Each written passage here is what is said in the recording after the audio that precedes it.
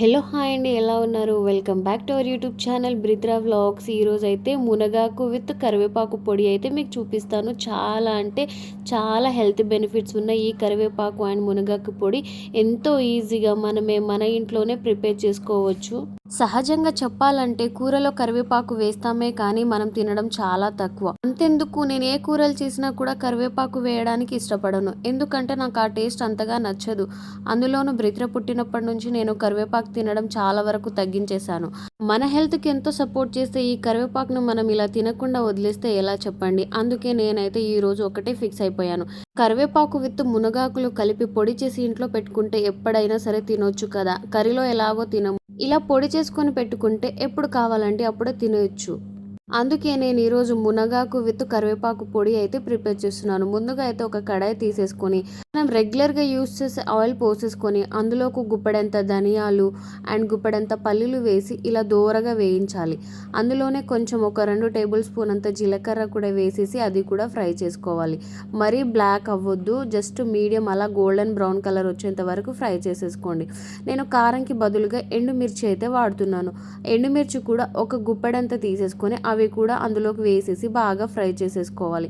Next అయితే ఇక్కడ మునగాకు పొడి నేనైతే ఎండబెట్టుకున్నాను అనమాట. ఒక రోజు మొత్తం ఎండబెట్టుకొని పెట్టుకున్నాను. నేనైతే మునగాకు అయితే ఒక గుప్పెడంత తీసుకున్నాను. ఇంకా కరివేపాకు కూడా సేమ్ క్వాంటిటీలో ఒక గుప్పెడంత కరివేపాకు కూడా నేను ఒక రోజు మొత్తం ఎండబెట్టేసుకొని పక్కన పెట్టుకున్నాను. నెక్స్ట్ ఫ్రై చేసేటప్పుడు 2 మునగాకు కరివేపాకు 2 కలిపేసి తక్కువ మంట మీద అయితే ఫ్రై చేసుకోవాలి. హై ఫ్లేమ్లో పెడితే మాత్రం మాడిపోతుంది కాబట్టి మంట తగ్గించుకొని ఇలా అలా మొత్తం కలుపుతూ మొత్తం ఫ్రై చేసేసుకోవాలి. నేను వీడియోలో చూపిస్తున్న విధంగా ఈ కలర్ వచ్చేంత వరకు బాగా కలుపుతూనే ఫ్రై చేస్తూ ఉండాలి. ఒక సైడ్ వదిలేసి ఇంకో సైడ్ వెళ్ళిపోవద్దు, అలా మాడిపోతుంది కాబట్టి దగ్గరుండి ఫ్రై చేసేసుకోవాలి. ఇలా ఫ్రై అయిపోయిన దాన్ని కొద్దిసేపు చల్లార్చిన తర్వాత అయితే మనం మిక్సీ పట్టేసుకుందాం. ఫస్ట్ అయితే నేను ఒక ప్లేట్లో తీసి చల్లార్చుకుంటున్నాను. ఇక్కడ నిజం చెప్పాలంటే స్మెల్ మాత్రం చాలా అంటే చాలా బాగా వస్తుంది. అండ్ ఇది ప్రిపేర్ చేసి కూడా ఒక నెల అయిపోయింది అనుకుంటాను. సగం పొడి కూడా అయిపోయింది ఆల్రెడీ.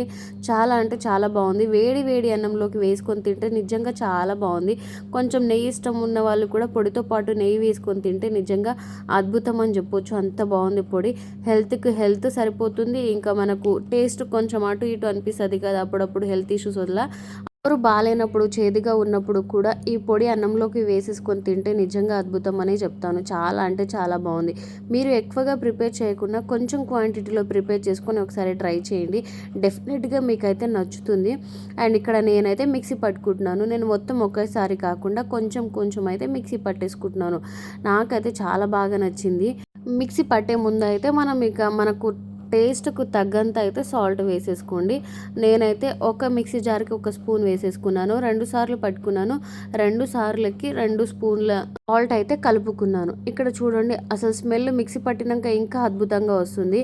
ఇలా పట్టి చూస్తే మీకు ఎలా కావాలో అలా మిక్సీ పట్టేసుకోండి. నేనైతే ఫైన్ పౌడర్గా వద్దు అనుకుంటున్నాను. కొంచెం బరకగా ఉంటేనే బాగుంటుంది అనేసి నేను 2 సార్లు బరకగానే మిక్సీ పట్టుకున్నాను. ఇక్కడ చూస్తే మీకు అర్థమవుతుంది నేను ఏ విధంగా మిక్సీ పట్టుకున్నా అనేది.